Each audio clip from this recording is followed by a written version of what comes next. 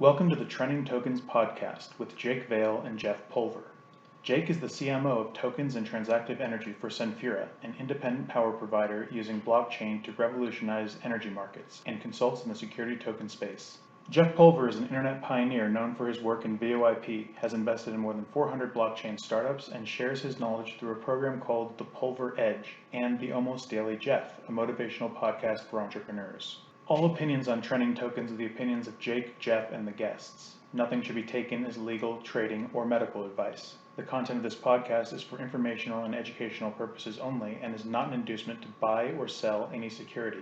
The podcast may contain certain forward-looking statements. All forward-looking statements involve risk, uncertainty, and contingencies, many of which are beyond our control, which may cause actual results, performance, or achievements that differ materially from anticipated results, performance, or achievements. Today we were fortunate enough to speak with Nathaniel Bradley, President of Parallax Health Management, to discuss COVID-19 testing, telehealth, technology, and data-driven solutions to combat the current COVID-19 pandemic. We hope you enjoy. Can you give us a little background on Parallax? Yeah, absolutely. So Parallax is a healthcare outcome-driven technology company. We have three divisions. We're divided into a diagnostics company, a company that has tenure and specialty within human diagnostics. We have a platform that's been both patented and FDA approved. We have a second division, Parallax Health Management, which focuses on remote patient monitoring. We have, again, patented technologies and systems around remote patient monitoring, connecting patients to care providers, and encrypting and providing secure data delivery for biometric devices and other measurement tools with regard to healthcare. And then we have a third division, a behavioral division, Parallax Behavioral Health, which is focused on human behavior and our ability to use technologies to help patients and their doctors who prescribe regimens that those patients can stay on those regimens and manage their behavior towards wellness. What have you heard about the virus so far? I imagine you have some pretty unique insight into what's going on. We should just say that, date this, so today is what's March 20th, 2020? Yeah, March 20th, sorry. That's important. So if the people hear this in the future, we need to date this as of now. Yeah, awesome. So yeah, perfect. And thanks for having me on today. We're operating in a new world. We've seen $1 trillion plus, tens of trillions of dollars that have hit the global markets in terms of a reduction in the capital markets, an unknown and unending hit that we're taking in terms of all different categories of companies that are affected. If you take travel, the travel industry, hotels, and others, you've seen a massive decline. And then in my field of work and within healthcare, you've seen an overwhelming demand, discussions about our system not being able to handle this, about supplies being in scarcity, and our system around diagnostic testing being absolutely overwhelmed, and a system that we were caught back on our heels in terms of understanding this virus, and then furthermore in this country, in the United States, looking to get our processes up and running to meet the demand of this testing has been a process of failure, a process in which we've seen over and over again, community after community, a failure for us to deliver a rapid screening test that we can rely on. And so, in terms of what we're positioned to respond. Just a quick question. Yes. In terms of rapid testing, here in New York, people complain that it takes 7 days to get back results, 5 days to get back results. Sometimes people don't get results. In terms of rapid testing, is that something same day, same hour, same millennia? What is the time frame? Yeah, so Parallax and what we have tenure in and a process around is point of care testing. So I'm talking about a handheld device, a device that you check a patient real time, a network connected device that delivers data and identification directly to a network and communicating to the World Health Organization, the CDC, and care providers real time. That device has been in the market and on the market for over 20 years. What we're doing at Parallax is ramping up the manufacturing of that device. And if there's, if I could describe like the 4 pillars of diagnostics and doing this properly, it's really data management, that data management piece, point of care testing, the diagnostic device done on site near to patient, and the ability for us to manage behaviors such as washing our hands and all the best practices that we have to do to perform this sequestration effectively, that we don't exacerbate the problem by infecting one another. So this concept, and then the behavioral approach really being augmented with remote patient monitoring, so that we can monitor a patient in sequestration all the way through their immune system, eradicating the virus, and their ability to have confirmatory tests of negative towards the coronavirus. So those aspects, remote patient monitoring, diagnostics, data management, and behavioral, are the pillars of how you defeat the disease or the virus in this case. And what you look at in terms of the diagnostic testing and the failure in the system now is we talk about a rapid swab test. Okay, yeah, you can get the saliva onto the swab and get the swab into an envelope and get the envelope to your UPS or FedEx and over to a testing center. But we have introduced so many points of failure. And if you talk to any physician, any doctor, or anybody that's had the function within the healthcare system in the US, we have FDA approvals and medication policy and doctors that are qualified and nurses that are qualified to deliver care have been conditioned in our country to have standards and have processes in place. And when you look at these rapid tests, the problem that we have is logistics, point of failure. A consumer that is not skilled in the art of testing their body will make errors both in the collection of the sample, the packaging of the sample. And you and I probably wouldn't trust FedEx or UPS to manage our best baseball cards in terms of the delivery, much less our health. And we're talking about a screening test that's inadequate and it has too many points of failure at the moment. I appreciate that. I wasn't aware of the logistical nightmare that people are living through. So from what you've created or what you may create, is the idea more of an in-home pregnancy test that you could do a test and you'll know immediately or within some reasonable time in the comfort of your own place of residence that you'll just know? Is that the idea?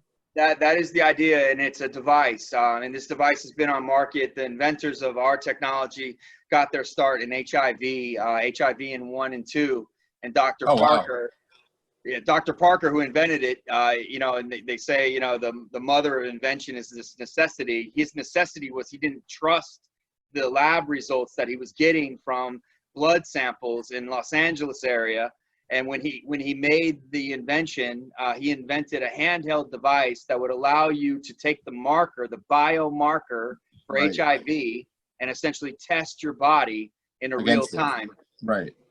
On site, near patient. It's point of care testing. So have a device. It's for point of care testing. Okay. Yeah, it belongs in the hands of nurses. It belongs in the hands of doctors' offices. And when individuals get a hold of our cartridge, they can contribute a very low dollar amount. So we're looking at a test that can be less than $5 to test your body.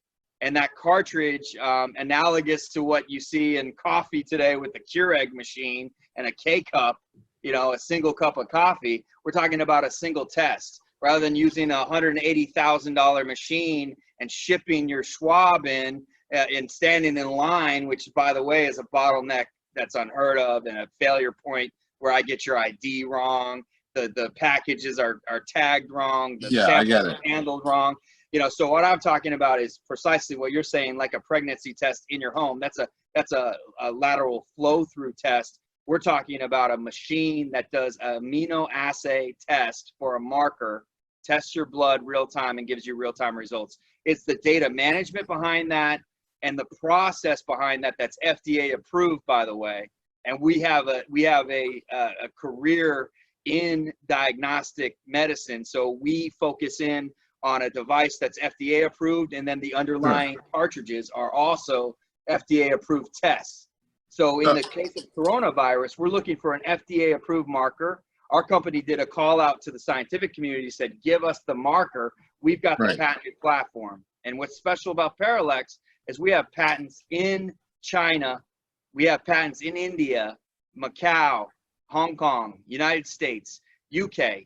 And so we have patent protection around a proven apparatus to do this test, and then a marker that we obtain that we put in our patented cartridge will ultimately give us real-time results. And again, data supported. So we are network connected. We can drag in your valid ID, okay? We can tag the test real-time to that identification, and we can give you a proper test.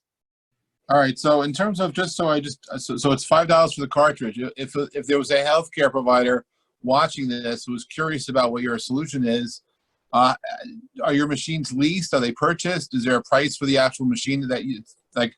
What is the total cost for the cartridge? I understand is $5, maybe $5 or something like that. How much is the actual apparatus? The apparatus itself, in between, like an iPhone price range. We're trying to get the price range to be around $450 up to $1,200 for our machine, and that depends a lot on the process we're going through right now, where we have stepped up with our manufacturing partners. We're working with some of the largest medical manufacturers in the country to ramp up our development. We're in the process now of obtaining the funds and also receiving purchase orders that help drive that process. So at Parallax, the key, and again, rushing to market is outside the system of American medical system. Can you talk about that right now, what the current time would be, and then what maybe a rush time would look like? Yes, so we have all of the engineering and all of the fabrication around our product line completed. We're looking for rapid manufacturing combined with the science of giving us the marker, which comes in a serum. It's purchased by the milliliter, and that serum, which contains the biomarker that allows us to perform our testing within the cartridge, is being imported and developed at a laboratory. So we have a laboratory partner and a manufacturing partner. The combined of that effort on our best day is really 3 to 6 months out in terms of us having the device in the hands of the care providers. Now, in terms of this crisis that we're under, this pandemic that we have, what our system offers is a proven methodology, a test that you can trust, and that is the key component. We would delay that timeline in order to perform a test that's 99% accurate, as opposed to what you see today. If you get sick with the coronavirus and you call the hospital and say, hey, can I come down? They say, hey, we don't want to see you unless you can't breathe, first of all, because we're overwhelmed. And second of all, if I test you today, my test is 70% accurate. Therefore, I'm going to misdiagnose you 30% of the time. And if I misdiagnose you with this disease, I can quarantine you and put you in a quarantine where you actually do get it. So there's a lot that we're facing as a community, and the key is to trust our system. This FDA approval that we already have on our platform is given to us for a reason, because we proved efficacy. And what we're looking for is a fast track around that serum, a fast track around the best possible test. And we're working with scientists to do that. We've called out to the best of the best in the community to give us the best possible marker. That marker ends up being the bottleneck. It is not our ability to create the machine. Our US-based manufacturing is second to none, and we will be able to roll out that machine.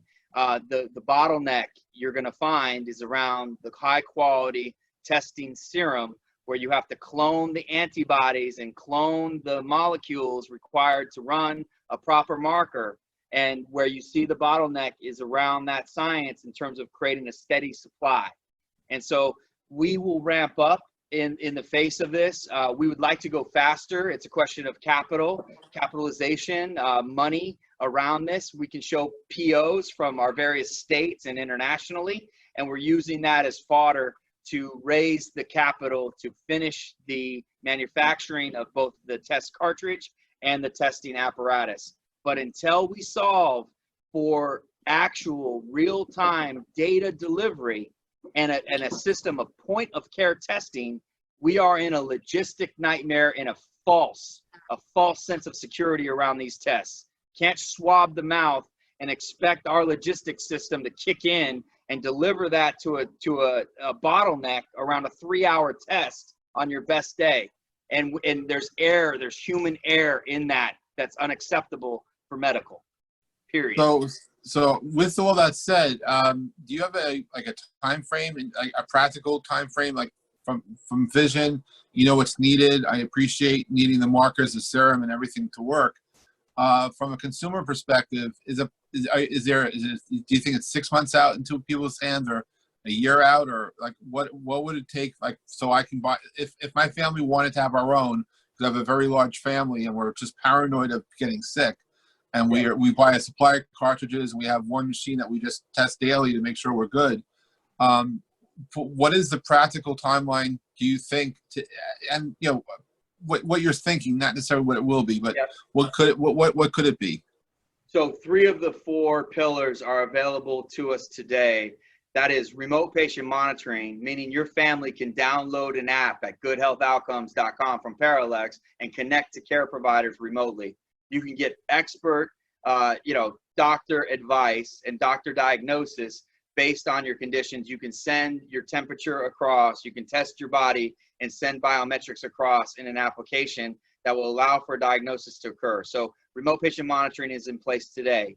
The data delivery around that remote patient monitoring is real-time and networked. And I know that's your background, Jeff. I know better than most people that we've had this technology for quite some time in terms of conferencing and the ability to connect individuals over the network. Well, yes. this has given our entire system a boost in terms of understanding telehealth, which, by the way, is decentralized medicine and the solution to chronic disease management and many other byproducts that we'll have after this pandemic that will live with us as part of the solution moving forward. But to answer your question with respect to diagnostics, the actual product in the hands of individuals on our best day is 90 days out. We're trying to go faster than that. I'd like to tell you I could have it in your hands next week. The fact of the matter is that won't be the case. However, we are working with the community to go as fast as possible. That's both our manufacturers, and keep in mind, the manufacturers just got sequestered in California. So in Northern California, where you have this medical, creation capability, you're going to have now a legal process unvoke about unleashing these workers back to the workplace to get this work done. So that's a whole nother issue. So you can see it's compound. For the diagnostic device, just know this, that when we come to market, we will have a device you can trust, a device that has data behind it, and a device that is real time at the point of care. The last piece, behavioral, again, is available to us today. The CDC has published pretty exquisite data about what we need to do as people to stay free of this disease. And in terms of your family, Jeff, the look at it is right away remote patient monitoring. No one is going to an emergency room. No one that doesn't require it is not seeking the care of centralized medicine, and that we decentralize that approach through remote patient monitoring right now. We follow the behaviors necessary to keep free of this virus best we can and help our community recover. We could see a very rapid recovery in terms of the eradication of the virus if we all stick to these behaviors and we can get through this together. As a byproduct, though, when we've seen trillions of dollars hit our market around a pandemic, we need a system in place, and it's point of care testing. It is our solution in some respects with respect to diagnostics that we believe is the winning play, and to stay focused on that as a company. We have been working night and day, working as fast as we can to get our hands on the serum. to use our already FDA approved and high quality mechanisms, both the cartridge and the handheld testing device, to bring that to market under those FDA 510K approvals, and also our patent rights throughout our service areas. Something I keep hearing is everyone saying we have 2 more weeks of flu season, don't worry about it. What do you think about that? Well, this is not the flu.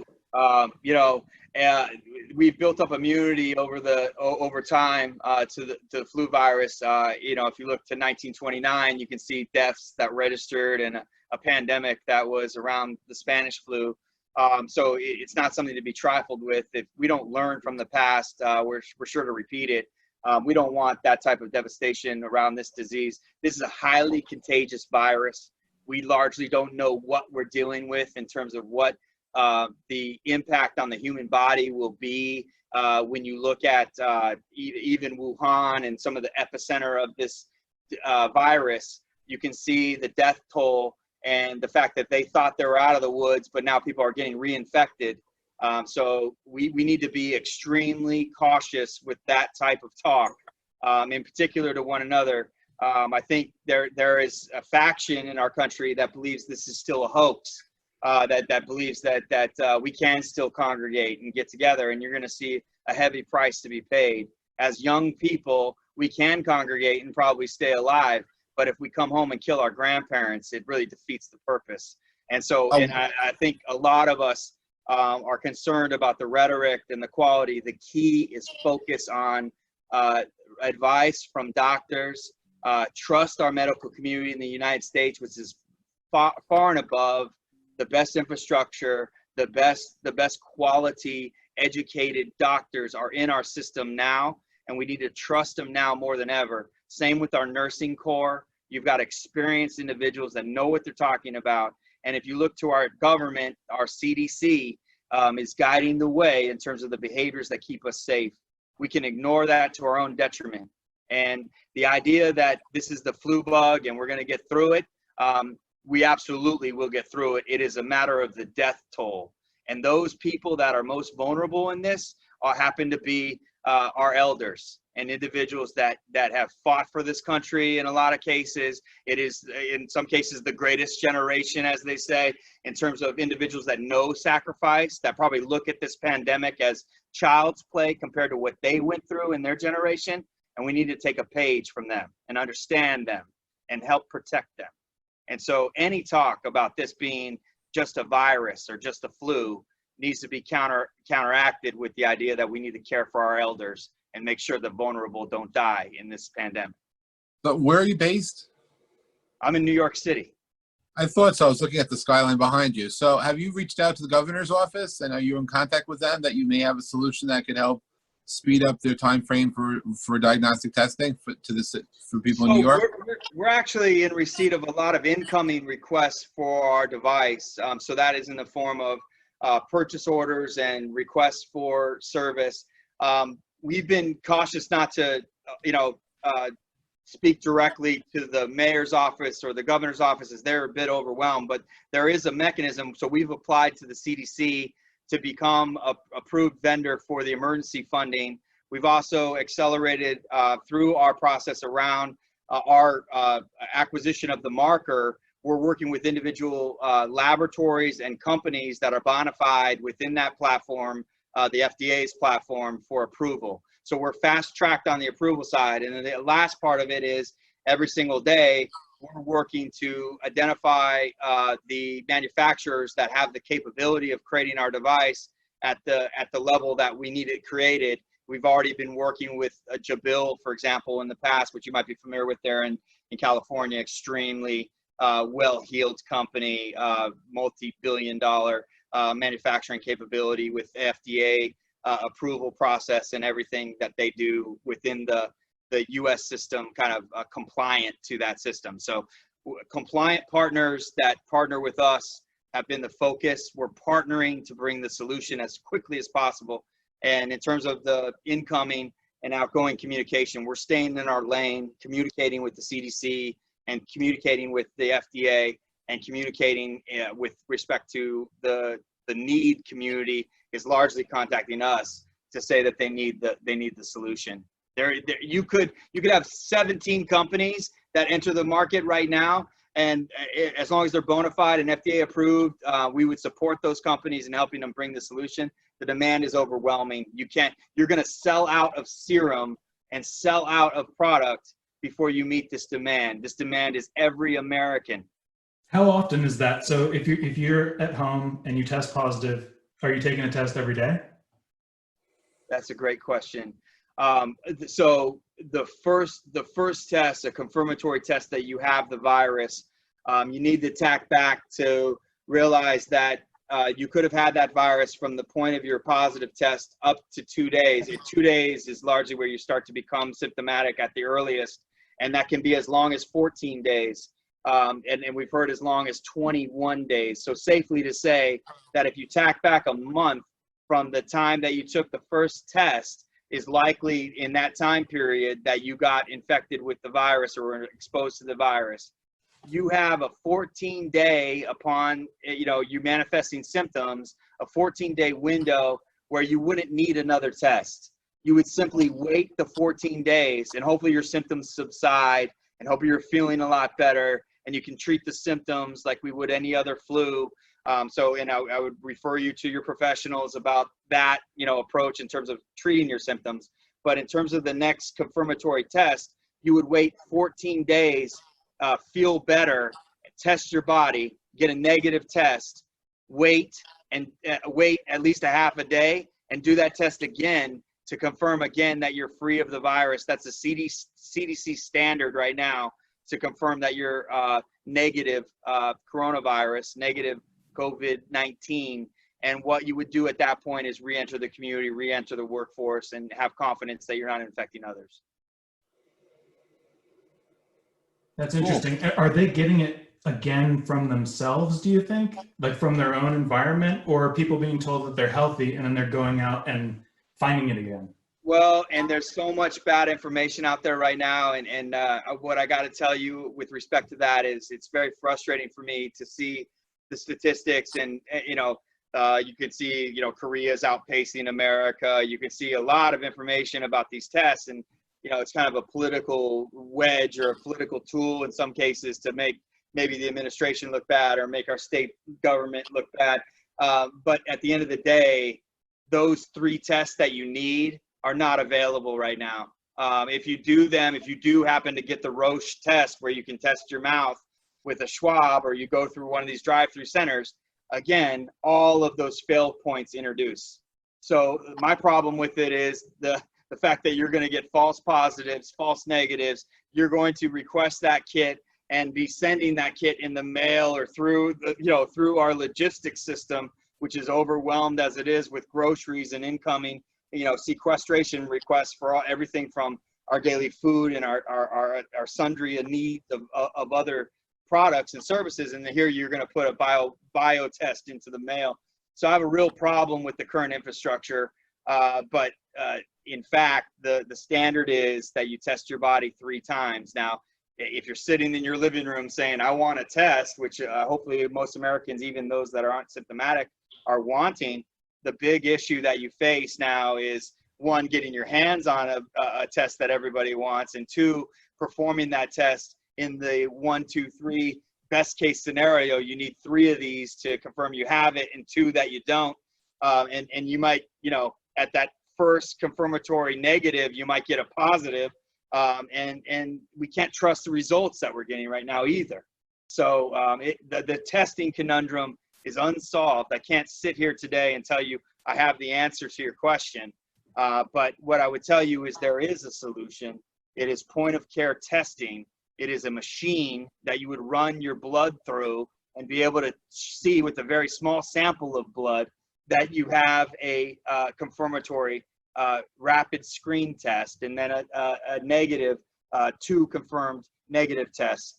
And that's going to be a function of largely what I feel is our device in the marketplace. And that's what we're positioned to provide. Moving forward, what do you think the technologies are we should focus on? Like, should everyone be trying to figure out a vaccine, or should everyone be trying to figure out how to get plasma out of people who've already had it? Or or is it everything? Well, So on the first part of that, in terms of do we create a vaccine, or you even hear it said like as a cure, we should not as individuals focus on that.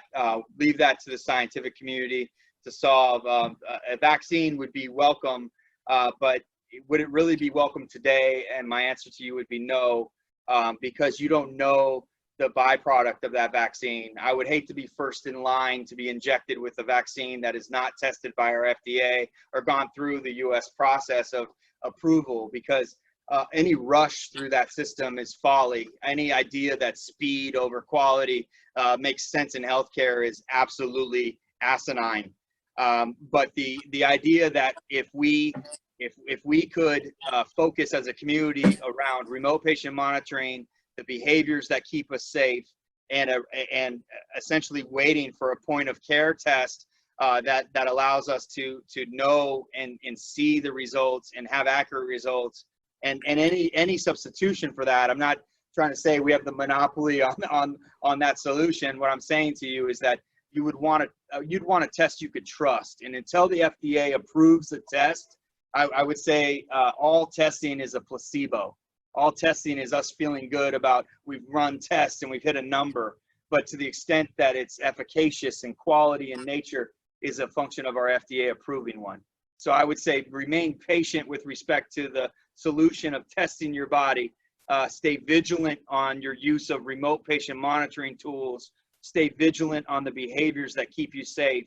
And when we have the test, let's look at data so we never have to repeat this again and never have to go through this again. Let's fix it permanently, create an infrastructure, have rapid response, create these cartridges, which are like, again, like a Keurig machine. If you looked at just the K-cup, we could kick those out in the hundreds of millions. If we had the devices, if we all had a device, or we all had access to a device within our communities, that's the infrastructure that should have been here already. Our technology is 20 years old. We are proven. We don't have to create this. It's not a science around creation of the solution. It's a science around the execution around the known technology. That's the key. Great. Well, look, we appreciate you taking the time to talk with us today. And I'm sure our listeners are appreciative of your openness, your directness. And we look forward to learning more and seeing the results and seeing the delivery of your vision into the marketplace. Thank you. Thank you. Well, that we'll rise to that, and appreciate your opportunity to get the message out. And you guys stay safe, and appreciate you very much. Thank you very much. Appreciate it. Thank you.